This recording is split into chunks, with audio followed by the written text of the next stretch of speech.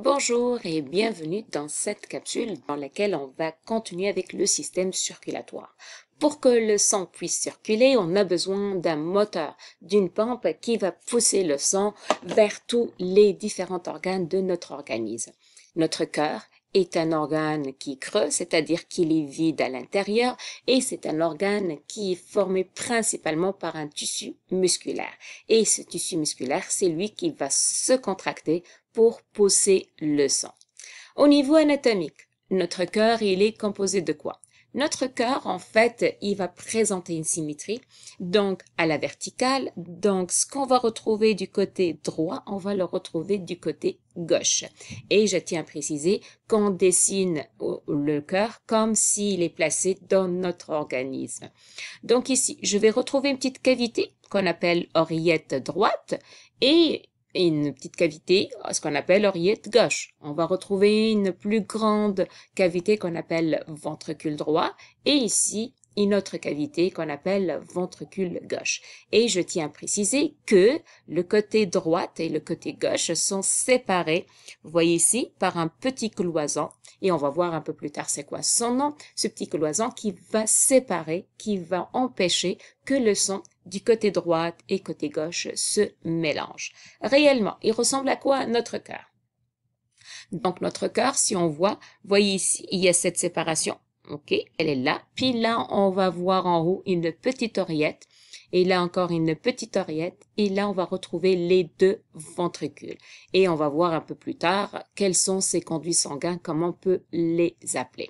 Mais je tiens à préciser aussi que le cœur, il va se contracter pour pousser le sang vers une direction bien particulière. Mais pour s'assurer que le sang ne retourne pas en arrière, le cœur présente plusieurs portes.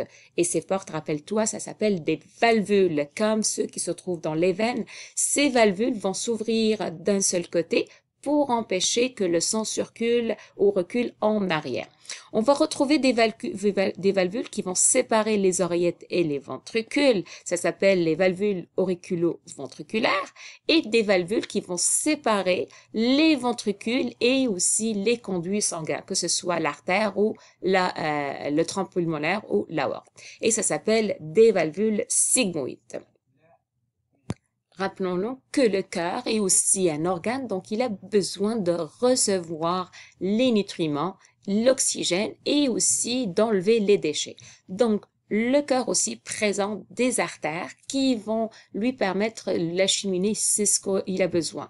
Et ces artères vont se retrouver sur la surface et ça s'appelle des artères coronaires.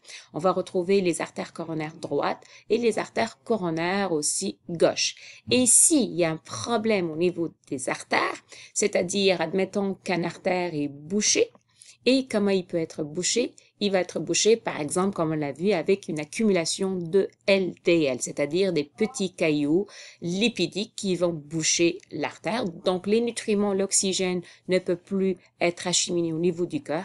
Et par conséquent, qu'est-ce qui arrive? On va noter la mort de cellules musculaires. Le cœur ne peut plus se contracter et à ce moment, on va en avoir ce qu'on appelle un infarctus ou une crise cardiaque.